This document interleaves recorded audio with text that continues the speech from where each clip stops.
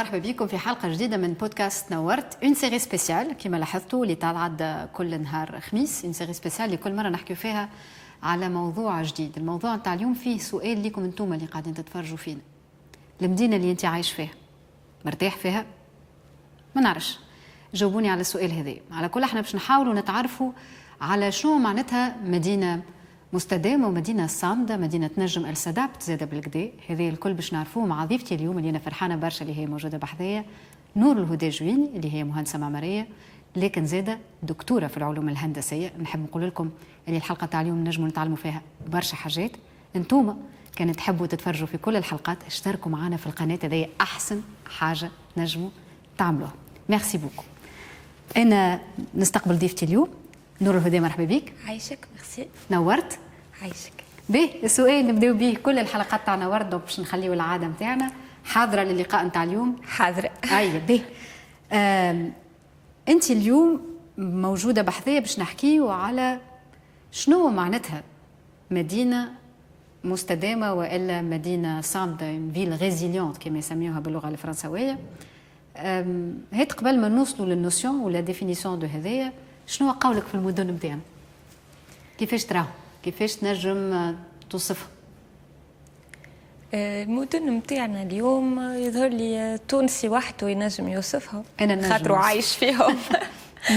دوك فيهم الحقيقه معناتها برشا مشاكل وقاعدين نواجهوا فيهم في برشا دي بروبليم وتحديات، كو سوا كليماتيك ولا مناخيه طبيعيه، سوسيال، ايكونوميك.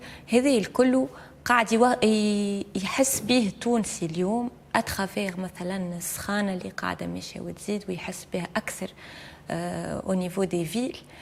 وصلنا ل 49 درجه معناتها في الصيف في القروان ولا في قبلي. انا من القروان نجم نقول لك اللي اكثر يا نور. اي 49 لومبر اللي ديكلاري بعد اللي تحسوا انت ربي يعلم معناتها واحد السنساسيون بعد مالوغوزمون. وفي لي غروند فيل السخانه كان ما في بالناش اللي هي تزيد اكثر بحكم المعمار وبحكم البنايات. الطريقه اللي قاعدين نبنيو بها توا تخلي الاحساس نتاعك السخانه هذيك يزيد، مع واحد يكون البنايات ماهيش بيرفورمانت وكل شيء، واللي هو له مرتاح، له في الشارع مرتاح وله في الدار مرتاح ويحس فيك السخانه هذيك ما عادش ينجم يقاومها. والكليماتيزور يخدم مصباح لليل وباقي شيء يجبد في النفس بالسيف. هذه ولا واقع التونسي. واقع التونسي زاد ولا يلاحظ في المشكل لي للماء. عنا ياما تصير ديسينونداسيون كيما في سكرة توا هون معناتها في تونس. سكرة ورواد كل عام ساعة من زمان نغرق الكل. صحيت تغرق. سكرة رواد سي ان بروبليم دو تاي معناتها خاطر سي مال ريفليشي من الاول. اليوربانيزم ما صارش معناتها بطريقة صحيحة في منطقة اللي هي بحذا السبخة نتاع أريانا. دونك دوكو تخلي كل مطرة تعاود لي ديغا ويعاودوا العباد يوحلوا والسيركولاسيون توقف الدنيا الكل. ومع تحية العباد تقف على مطرة نتاع نص ساعة. باهي انا كي نسمعك تحكي هكا نور نقول الأوربانيزم بالعربي هو التخطيط الحضري، هو كيفاش نخططوا لمدينة ما. وفما حضارات كبيرة اللي عملت التخطيط نتاعها، مثلا نحكيو على تخطيط روماني ولا نحكيو على تخطيط دائري، ولا كل حضارة شنو جابت معاها وكل مهندسين شنو اللي جابوه باش يفكروا في تشكيل المدينة وكيفاش هالمدينة هذيا. ونحكيو حتى اوف انا وياك قلت لي لازم المدينة تكون ريفليشي بونسي، تتفكر كيفاش تكون ملائمة مع الانفيرونمون اللي هي فيه. ما تجيش تعمل حاجة مش تابعة الانفيرونمون، وتكون زادة تعاون الناس انهم يعيشوا بالطريقة اللي هما يحبوها والطريقة اللي تشبه لهم. احنا المدن نتاعنا كيفاش ينجموا يوليوا يشبهونا وكيفاش نجموا غدوة ونغيوسيها التخطيط هذا الحضري؟ ينجموا يوليوا يشبهونا في التخطيط الحضري وفي المعمار في الزوز. كيفاش؟ لازمنا نفيقوا ساعة بالمشاكل هذوما اللي صايرة الكل معناتها احنا عايشين دينية، عايشين هم ما مش قاعدين نقولوا راهو عندنا مشاكل. مانيش فايقين بهم اللي هما مشاكل اسبوان كيما نقولوا، ما نراوش فيهم. او قلت لك العوام بتاتخ الاخرى بالمشاكل الستريس يدغيك، بمشاكل ليزينونداسيون، بقصان الماء كل صيف، ولا التونسي بدا هكا يخمم شويه يقول لا يا ان بروبليم، باقي مش قاعد رابطها بالمدينه وبالمعمار وبالبنايات. الوغ هو غيالمون في تونس نحن 70% من التوانسه عايشين في المدينه. والمشاكل نتاع المدينه اللي هي المدن نتاعنا قاعده كي نحكيو كونسوماسيون جلوبال دينيرجي، معناتها جملي استهلاك الطاقه الكل قاعد يصير في المدن، و40% في البنايات. معناتها البنايات هما كما نقولوا راس الفتله، هما المشكل، هما الحل زاده. نحكي بنايات معناتها سيكتور دو باتيمون، يعني التخطيط المعمار والتعمير الزوز هما المشكل اللي قاعد يمباكتي في الكاليتي دو في دو سيتويان. قاعد المواطن اليوم يسوبي يتحمل في هذا وهو مش فايق. يتحمل مش فايق اللي هو السبب هو المعمار والتعمير. انا نحكي معاك قبل نور، حتى قبل ما نبداو نصوروا قلت لك ساعات اللي نخرجوا في الشارع في بقعه نلقاو دي ترافو، نحكي على حاجه خاصه ولا حاجه عموميه، وتقعد ساعات بالاشهر وبالاعوام، وهذا ينجم يعطي ان سنتيمون تاع انسيكوريتي ولا نتاع فلو ولا حتى نتاع قلق في اني انا نتحرك كل يوم، اني نستعمل بسكليت والا لا، اني نمشي على السقايه والا لا، انه الحاجه هذيك اكسيسيبل والا لا. وهذايا كما انت قلت زاده اللي ولا توا العباد تفيق به على خاطر القلق ولا يوصلهم. دونك ولينا نخمو نقولوا تعبنا من البيتون، تعبنا قداش ما فماش دي اسباس فيغ، تعبنا قداش كلنا محاطين بالكياسات وبالبنايات وغيره في المدن الكل اللي قاعده زادت تكبر بطريقه مش بالضروره ديما منظمه. ما هيت نبداو بالحاجه بالحاجه. احنا كي نحكيو على هالمدينه هذيا اللي ولات حلم نتاع برشا ناس وفما ناس قاعده تطبق فيها في الدول نتاعها، شنو نقصدوا كي نقولوا مدينه صامده ولا مدينه مستدامه؟ شنو نقصدوا بون فيل ريزيليونت؟ شنو الخصائص نتاعها بالضبط؟ كي نحكيو فيل ريزيليونت معناتها سي اون فيل اللي هي كما قلت انت صامده، اللي هي تنجم تقاوم اي كما نقولوا شوك، اي حاجه تصير لها هي والمواطنين بيان سور نتاعها، مش المدينه وحدها فارغه. دونك المدينه هذه باش تنجم تقاوم يلزمها السادابت، يلزمها تتغير وتتحسن وتتطور، على خاطر طبيعه هكاك. معناتها كان انت ما تتطورش وما تحسنش من روحك وما تعيشش بالواقع، تتاقلم مع الواقع نتاعك، ما تنجمش تواصل. يلزمك تتاقلم. كيفاش المشكل هو كيفاش باش تتاقلم، سواء بالنسبه للتغيرات المناخيه ولا المشاكل الاخرى اللي قاعدين صايرين في المدن كما التلوث والحاجات سور اكسبلوتاسيون دي ريسورس، معناتها الاستغلال المفحش في الموارد سواء المائيه ولا غيرها. هذه كل المشاكل اللي قاعده صايره، كيفاش جوستومون باش نحن نحاولوا ندبتيو ليهم ونحاولوا نغيروا. معناتها صامده نقصدوا بها ولا ريزيليونت، انه المدينه هذه تنجم تصمد على اي تغييرات، نجم هي تتاقلم مع التغييرات، تكون عندها القوه هذيك باش هي كان الدنيا سخنت شنو نعملوا، كان الدنيا نقص علينا الماء شنو نعملوا، وهي البو سادابتي هذايا. وزاد كان الحياه تبدلت، مثلا انه نجموا نستعملوا موارد تكنولوجيه والا نجموا نعملوا ديزادابتاسيون دو لا تكنولوجي للحياه اليوميه. زاد هي تنجم تبجريدي روحها وتولي زاد تنجم تقبل هذا فما منه زاد. اي وتتاقلم حتى مع المواطن، حتى المواطن يتغير زاد، ماهوش المواطن نتاع البارح، المواطن نتاع اليوم عنده دي دوموند وعنده دي بزوان اخرين. مانيش نحن اجدادنا وولادنا ما همش نحن. ديما يلزم المدينه تتاقلم مع الواقع المناخي، مع الواقع الطبيعي اللي هي عايشه فيه، ومع المواطن زاده اللي هو قاعد يتغير وقاعد يتطور وقاعد يتبدل وينفتح على التكنولوجيا، عنده زاده اون ايدنتيتي، عنده بصمه نتاع التونسي اللي لازمنا اون لا روتروف، هويه خاصه، هويه نتاعو بيان سور. هو كي يلقى روحه ماهوش مرتاح وما يلقاش الهويه نتاعو في البنايات وفي المعمار، مش باش يلقى روحه. نجم انت تعمل له حكينا شويه في الاوف بنايات الكلي باللار، ليه باش تكون انتريسونت بالنسبه لي هو كمواطن سوسيالمون وكولتوريلمون معناتها ثقافته ما تسمحلوش باش يبدا في بنيه بالله والعباد تتفرج فيه في الشارع بسيكولوجيكمون اصلا مش باش يقبلها حتى كان ميغو تقول له ميغوار وما يوريش ودرا شنو وكل شيء هو مش باش يتقبلها. الوغ في دول اخرى تقبلوها خاطر نحن ديما عندنا نحبوا ديما معناتها كيما نقولوا نحافظوا على الخصوصيه نتاعنا الستر نتاع ربي اللي احنا محفوظين معناتها اللي هي مواتيه المناخ اللطخه بالنار هذيك في البنيه اللي هي مواتيه السيت نجم نهزها منا نحطها هوني ما عندها حتى معنى وليه مواتيه زاده التونسي.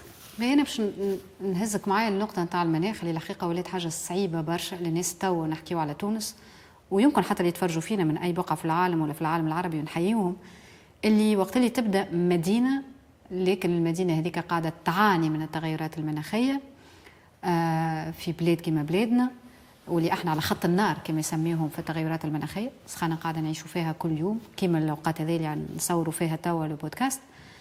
تلقى راك ساعات في مدينه ما فيهاش ولا في نهج ولا في حي ما فيهوش شجره واحده. وقت اللي مثلا نعرفوا انه وقت اللي نبنيوا المدينه نتاعنا ونعملوا انكسي الاشجار ولا النباتات ولا غيره مثلا درجات الحراره تنجم تنقص ب5 و6 درجات نحكيو على هذا. اي بورتون انا لامبرسيون اللي هذا ماهوش بونسي في التخطيط الحضري ولا المعماري في بلاد. عليه علاش ما نجمش بتاتخ نجاوب اما حسب رايي انا الشخصي اللي هو ديجا التغيرات المناخيه راهو مش كان السخانه راهو الماء معناتها نحن تو عندنا تحت السوي نتاع الستريس هيدريك معناتها نورمالمون العبد عنده 500 متر كوب دو باغ 500 متر مكعب. التونسي عنده 355 اليوم غدوه برا لا واش قداش ينجم يكون ما عادش عنده بالكل. هذه ينجم كما نقولوا نحسنوه مثلا بحكايه لي زيسباس فيغ على خاطر انت اسباس فيغ ما يزيش باش يطيح لي في السخانه باغ لا فوتو ترانسبيراسيون لي بلانت هذوك يخرجوا الماء دونك دوكو يهديوا لي السخانه ويطيحوا كما قلت انت في السخانه. مي زيد انا كي نعمل دي زيسباس فيغ نخلي الماء هذاك يدخل في التربه اللي انا باش نعمل باغاج يا لوغ لازمني زيد نخلي الماء يتعدى مش نعمل كيسات سيم الدنيا الكل وفي الاخر نلقى روحي الماء اللي انا كي تصب شتاء يفيض عليا انا كمواطن ويخليني نعاني في المنطقه السكنيه هذيك الوغ هو نورمالمون راني نربحه ويتعدى في الارض. هذه علاش بوتيتر il n'est pas réfléchi على خاطر جوستومون المدن كبرت برشا كيما مثلا مدينه تونس نوصلوا دي تو دوربانيزاسيون نخلط 100% معناتها سي تبنيت كل تونس ما قعدت فيها شيء. يلزم نخمو ديسنتراليزاسيون يلزمني انا نحاول نعمل بلايص اخرى نطور بلايص اخرى كسوا بحذا تونس العاصمه ولا في مناطق الداخليه ولا في اي ما تخطر المشكل مش كان تونس العاصمه الجمهوريه التونسيه الكل. ما يلزمنيش نقعد في المدينه هذيك اللي هي ساتوري سي نحاول نخلق دوتر بول هو اللي باش يعيش فيهم معناتها مناطق تستقطب الناس اكثر من السونتر مثلا نتاع المدينه هذيك ولا الناس اللي تعرفوا التوانسه ولاو هاربين من تونس جوستومون علاش على خاطر المشاكل هذوما اللي انت ما عندكش منفذ حتى نفسانيا الانسان عنده الى بزوان انه باش يكون فما بارك صغير ولا جرده صغيره ويخرج الاولاد ويتفرهد نفسانيا وجسديا وكل شيء حاجته بها هذيك خلاف الامباكت على الطبيعه وعلى المناخ. انت فكرتني في الجمله اللي تقول 3 يذهبن الحزن الماء والخضره والوجه الحسن. هذه فلسفه كامله اللي الناس ساعات تنساها لكنها ضروريه باش الانسان زاد يعيش سعيد. نحكيو على التغيرات المناخيه لكن باكو فما زاد تحديات اخرى فما تحديات قانونيه فما واحنا نحكيو زاد على المظاهر نتاع الحفاظ على الهويه التونسيه والا بطريقه تكون فيها المدينه غفلشي كيفاش نجم السادابت للتغييرات وكيفاش نجم تنفع متساكنيها. قاعده نحكيو قلنا فما يمكن مدن صغيره حافظت على هذا في تونس ومدن ما نجمتش يمكن ترفع التحدي هذا والا تمشي له. انا ذكرت لك الاكزامبل تاع سيدي بوسعيد باغ اكزومبل، فيها ان كود واضح، فيه بارتي بيتون، فيه نبنيو بطريقه معينه، فيه ندهنوا بالوان معينه. علاش غادي اون ريوسي ونغيف با ريوسير في بلايص اخرين ولا في مدن اخرى؟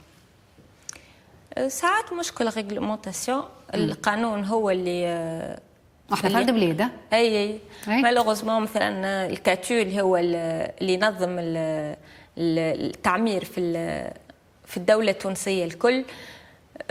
من من عام 94 ما تطورش وما تبدلش، وفي حاجات ماهيش مريقله. دونك هذاك يلزم هو تو اون كور دو ريفورم. ثم الريفورم قاعده صايره في وزاره التجهيز، قاعدين يغيروا فيه ان شاء الله على قريب تصير الريفورم هذه ونشوفوا حاجه بلوز ادابتي للتونسي. زيد ساعات مش يصير فما دي ديباسمون، فما برشا بلايص في تونس يعمل لك كياس معناتها على اساس رو بيتون باش تعدى انت جوست اللي بساقيهم اكاهو، وتلقى لك راهب تطلع كوميم وتباركي كوميم، وعلى خاطر فما مشاكل اكبر من هكاك. على خاطر غيالمون ما نجموش كيما نقولوا نفرقوهم.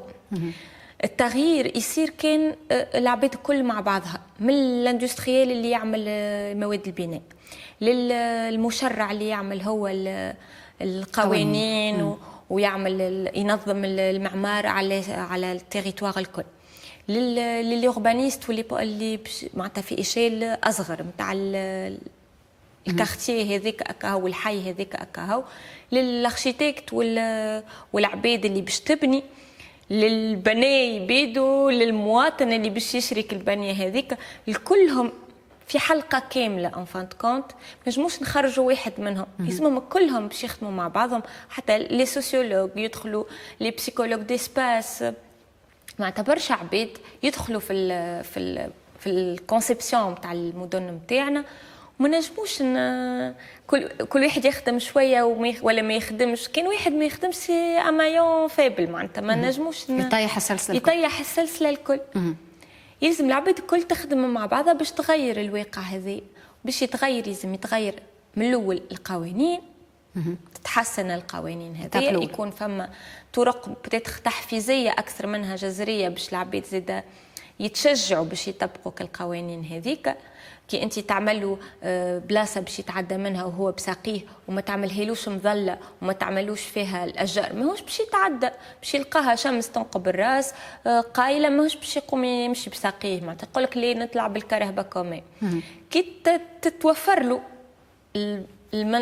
كيما نقولوا المجال المناسب، وقتها يولي وحده من غير ما انت تفرض عليه. هو باش يولي يقول هي ما يصيرش نعمل كيما نقولوا ماشيه صغيره بسقايه، هي بلاصه مزيانه. كيما قبل في المدينه يعملوا البراتل ولا يعملوا الصبات مظلل، دونك نجم الانسان يمشي فيه بساقيه. اما انت تعمله له بطريقه ماهيش صحيحه، مش باش يستغلوا كوم يلفو. هذا يحيلني على سؤال، لان جوستومون كي تغزر المدينه ولا المدن القدم الكل في تونس ولا القرى الكل اللي موجودين في تونس، تشوف قداش الناس كانت السادابت للانفيرونمون تاعها وتعمل حاجات تواتي الحياه نتاعها اليوميه، سواء لاكسي لي ريسورس. مثلا في الديار العربي تلقى البير وتلقى الماجل، تلقى الحيط مبني عريض يقول لك هذاك زاده بور ليزولاسيون، تلقاه بارد في الصيف وسخون في الشتاء، تلقى اون اوتور سو بلافون يقول لك باش الهواء يدور باش الناس نجم تعيش بالكدا. انت فما اصوات تقول لك كيفاش تحبوا ترجعوا للقديم، انتم ضد لا مودرنيزاسيون نتاع المدينه. كيفاش نجم تكون مدينه مودرن، نجم السادابت كما انت قلت للحياه الجديده، للتغيير اصلا نتاع الانسان وكيفاش يحب يعيش او كوتيديان اون في براتيك. وفي نفس الوقت احنا ما بديناش من الصفر في البلاد هذه، عندنا قواعد، عندنا دي زيكول، ومنها المدرسه الهندسيه زاده التونسيه. كيفاش نعملوا هالمراحة بين الاثنين باش نوصلوا لهالفكرة نتاع المدينة الصامدة والمستدامة؟ الرجوع للوراء ماهوش حل، معناها ما لازمش نعاودوا اللي تبني قبل، على خاطر كما قلت لك المواطن تغير ونظرته للعالم تغير واللي بوزوان نتاعو تغيروا. دونك اللي كان قبل يواتي التونسي تو ما عادش يواتي. شو اللي باش ينجم يواتينا ترى؟ اللي باهي في القديم انك انت تنجم تفهم هما كيفاش عملوا، تكون لك عبره. تحاول معناتها فما حاجات باهيه نجموا ناخذوهم كيما الهواء كيفاش يدور، كيما كيفاش يعني المواد اللي يخدموا بيهم. اما باش تعاود اليدونتيك لا، يلزمك باش تكون مواكب عصرك زاده، وتعمل هندسه ومعمار يواكب الواقع، و ميم طون يكون مستدام.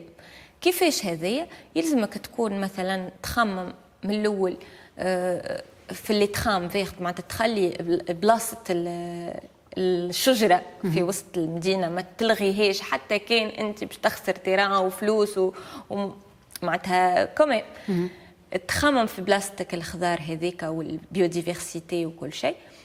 انك من الاول زيدا كيف كي تخمم الأوربانيزم التعمير نتاع المدن، تخمم المدن كيفاش يكونوا توا افيك لي زوتي، فما لي سيمولاسيون، فما معناتها توا التكنولوجيا تسمح لك انك تتخيلها المدينه قبل ما تبني. دونك تنجم تكون اوبتيميزي، تنجم تكون هي في احسن حلتها بالنسبه للعلو البنايات، بالنسبه للفورم نتاعهم، تعمل فيهم وسطيه ما تعملش فيهم وسطيه. هذه الكل تنجم تخمم فيه من الاول قبل اونامون، قبل ما تبدا تعمل التخطيط نتاع المدن، يكون مخمم في الحكايات هذوما. ومن بعد في البنايات الفورماسيون هي مهمه، انك تعمل فورماسيون تاع لي بروفيسيونيل، يعني تاثر الخبراء، وزاده انك توعي المواطنين باش هما يتوجهوا لك. الخبراء هذوك ما يخدموش من ريوسهم، مثلا باش يبني دار مش يقوم يخدم هكاك صحري بحري ينجم هو وقتها يتوجه لك الخبير هذيك اركيتكت، ولا معناتها كان حاجه اخرى سوسيو، معناتها سا ديبون دو بروجي. اما الاركيتكت اسونسيلمون المهندس المعماري هو ينجم يخدم له من الاول، يوجهه، يقول له راهو مثلا حسب دورة الشمس انا نحلك مثلا الشبابك هوني اكثر، هوني ما نحلكش. قبل كانت عندنا النوسيون هذيك نتاع الدار الغربيه والدار الشرقيه، هذيك خسرناها. تو كي تعمل انت بنيه الكل من رابع شيره كيف معناتها انت ما خممتش في الشمس كيفاش تدور، ما خممتش في الهواء كيفاش باش يدور في البنيه. هذا الكل يسمى يكون مخمم معناتها بالكدا، وما فيها بيس حتى كي نستعملوا مواد جديده. مانيش باش كيما زيد باش نقولوا ليه اسمع السيمان ما عادش وكل شيء ما عادش. صحيح فما مشاكل، اما ان شاء الله يكونوا فما مواد بناء خير من اللي موجودين توا، على خاطر الياجور الاحمر معناتها ماهوش لا هو باهي لا للمواطن لا للصحه لا للطبيعه لا حتى شيء. اما حتى كان باش نستعملوا حاجات كيما هكاكا راهو بشويه تخمام وساعات شويه زيد فلوس نجبوا نغيروا البنيه هذيك. وراو حتى كي المواطن يحط كيما نقولوا شويه فلوس من الاول زايده، ما لازمش يخمم فيها. راهو انا معناتها راهي باش ترجع فلوسها في الخمسة 6 سنين اللي بعدهم، هو باش يرتاح نفسانيا كي يعمل ابسط حاجه معناها لي بانو فوتوفولتايك، يعمل طاقه شمسيه، راهو باش يربح هو من بعد برشا. استثمار صحيح، اما راهو مربح على المويه نتاعو. وفما حاجات بلاش استثمار، كيما انت منين باش تحل الشباك ما فيها حتى استثمار، انت باش تحلوا على اليمين ولا تحلوا على اليسار، معناتها باش تحل الشباك منا ولا منا. كي تخمم فيه بالصحيح انت استثمرت من غير ما تخلص فلوس. باهي انا توا عندي سؤال صغير، انت توا تحكي على كيفاش لازمنا نخمو الجديد، ولا نورمالمون كيفاش نجموا نخمو مدينه جديده كان نحبوها مستدامه وصامده اللي موجود تو. حسب رايك انت اليوم كان نهزك معايا لمدينه صغيره ونقول لك شوف نور، شنو نجموا نعملوا باش نحولوا هالمدينه الصغيره المدينه مستدامه؟ شنو لازمها، شنو لي نورم اللي لازمها تتبعهم، وشنو التغييرات اللي لازم تعملها؟ توا حتى البر معناتها ولا في تونس ولا في اي بلاصه الاكزيستون هو مهم برشا، على خاطر بطبيعتك ماكش باش تهد اللي بنيته الكل طبعا. فما حاجات نجم تصلحهم صحيح، مش كل شيء باش يتصلح، ما تنجمش تعاود بنايات من الصفر ولا معمار من الصفر، اما فما حاجات نجم تصلحهم وكا باغ كا. معناتها واحد لازم كيما نقولوا يشوفك المدينه هذيك شنو هما المشاكل اللي فيها، مشاكل ترونسبور، مشاكل بارابور للسخانه، يحاول يفهمهم ويعمل كيما ان دياغنوستيك، تشخيص كامل لكل المشاكل هذوكم بيان سور لي زيكسبير يعملوهم، ويحاول يصلح منهم. وحتى المواطن بالنسبه لداره هو بالذات ينجم زاده كيف يصلح، يعمل مثلا في السقف يزيد انيزولون معناتها يحاول يحمي سقف. اي خاطر نحن في تونس الاكثريه السخانه تجينا من السقف. ينجم حتى بأبسط حاجة يعرف وقتاش يسكر ستور وقتاش يحل ستور. كي تضرب الشمس هاكا يسكرك الستورات نتاع دارو باش يخليها باردة، وبعديك ينجم يحلهم، مش يعمل على الكليماتيزور وكا هكا يخدم وسلام. معناتها حاجات ساعات بسيطة تنجم تخلينا نبدلوا شوية. حاجة معناتها اللي تابعة شوية التوعية والا دي شونجمون مينيم اللي نجموا يبدلوا زاد شكل المدينة ويردوها اكثر استدامه ولا اكثر صمود. دونك هذايا اللي انت تقولوا به. حتى جرده مثلا اي تفضل نضيف حاجه توا قلت لي عليها. باغ اكزومبل هو كي تعمل له دار يجي يسيمها بحذا داره كل يعملها بالسيمي، الوغ كو ينجم يحطها جرده بحذا داره هذيك يخليها لي غوتري معناتها اللي باش الدوله تقول له خلي 4 متر على جارك وما نعرفش شنو، هو يقوم يزلزها الكل. وبعد يقول له عندي مشكلة الماء وعندي مشكلة الوغ كان يخليها أشجار ولا يعمل فيها ماجل صغير ينجم معناتها ينجم يلقى حلول. ينجم على كما نقولوا على كل قدير وقدره، أما باقي خير من بلاش. ديما معناتها خير من بلاش شونجمون. انت قلت تو مهم على خاطر التفكير هو المهم. بعد الاكزيكسيون تنجم تجيب حلول مختلفة، انه نختاروا دي ماتيريو، انه نخموا، انه اون كوريسبون المدينه نتاعنا للهويه نتاع الناس اللي عايشين فيها. واحنا زاد قبيله نحكيو في الاوف قلنا راهو مدينه تويتي واحد تونسي ماهيش هي نفس المدينه تويتي واحد من البرتغال ولا واحد من البحرين ولا واحد من الهند.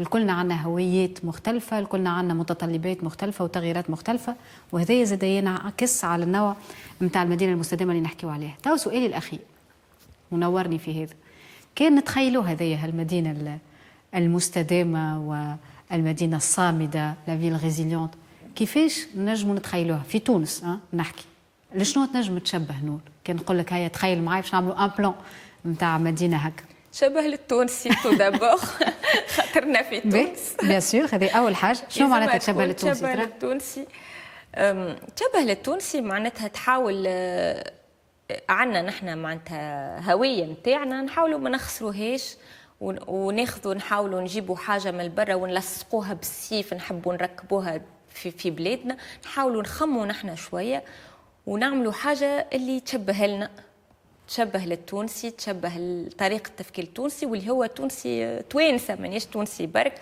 معناتها في كل منطقه التونسي هذيك ديفيرون، وكل منطقه يكون التفكير فيها مختلف زاده. نجموا حتى نقعدوا مع المواطن معناتها نحكي كإدارة ولا كدولة، نجم تقعد حتى تعمل ديزاتولي مع المواطنين. أي إجا شنو تحبوا، شنو توقعاتكم أنتوما في المنطقة هذيك بالذات وفي البلاصة هذية بالذات، شنو تحبوا نعملوا وكيفاش باش نعملوا، ونحاولوا نلقاو حاجة تشبه للتونسي. هذه أهم حاجة. الحاجة الثانية الهوية. أي الهوية التونسية مهمة جدا. والبزوان بتاع التونسي والتطلبات التونسي. الحاجة الثانية أنك تكون البلاد المدينة هذية تكون تحترم المناخ متاعها. مانيش في بلاصة باردة في الأوروب، ومانيش في أمريكا، ومانيش في حتى بلاصة أخرى. رانا نحن في تونس عنا مشكل كبير متاع السخانة، وعندنا مشكل أكبر منه شوية متاع الماء، اللي هما دو كونترانت يلزمنا ناخذوهم بعين الاعتبار ديما ديما ديما ديما. كيفاش باش نخليو رواحنا مرتاحين في الصيف والسخانة ماشية وقاعدة تزيد ونحن لازمنا نلقاو لها حلول، وكيفاش نحاولوا كل قطرة ماء تهبط في بلادنا نستغلوها، ما نهبطوهاش في الميزابات ونخسروها، نحاولوا نستغلوها باش نهار اخر ما نلقاوش رواحنا على الله كما نقولوا بلاش حتى قطيره ماء. الله لا يقدر، الله لا يقدر علينا. ولا بتدخل حاجه ثالثه ان تكون مدينه اللي تكون كما نقولوا تشجع على الكرياتيفيتي، لي جون يكونوا متفرهدين، يحبوا يخدموا، يحبوا يطوروا. فما مجال انك تحسن من الواقع نتاعك. هذاك زاد مهم باش يحلم الشباب التونسي. كيفاش باش يحلم؟ لازمك انت تعمل له مدينه زاد تخليه تحلم. وي، تعمل له مدينه تخليه تحلم، مدينه تشبه له، عندها الهويه نتاعو، تناسب المتطلبات نتاعو، وتخليه يعيش عيشه هو يكون فيها مرتاح، وزاده تحترم الموارد اللي عندها، وتحترم التحديات المناخيه اللي قاعده تواجه فيهم، بالطبيعه مع احترام لي بوان اللي هما يخصوا التحديات المجتمعيه ولا التحديات الاقتصاديه زاده، على خاطر كما انت قلت باش تخليه يحلم، باش تخليه يعمل الاكتيفيتي اللي يحبها ولا المشاريع اللي يحبها زاده. انا نحب نشكرك برشا. عايشك. ميرسي اللي كنت محضرنا اليوم، وميرسي لكم انتم زاده اللي تبعتونا في هالحلقه السبيسيال. ما نعرفش المدينه نتاعكم انتم المستدامه والصامده لشنو تشبه بالضبط. كان عندكم اقتراحات قولوا لنا شنو المدينه اللي تخليكم انتم تكونوا فرحانين مرتاحين، شنو اللي نجم يكون فيها. وصلوا لنا الافكار نتاعكم. شكرا لكم اللي تبعتونا، وكان تحبوا توصلكم الحلقات الكل نتاع نورت تابعونا على القناه نتاعنا، تابعونا تنورونا.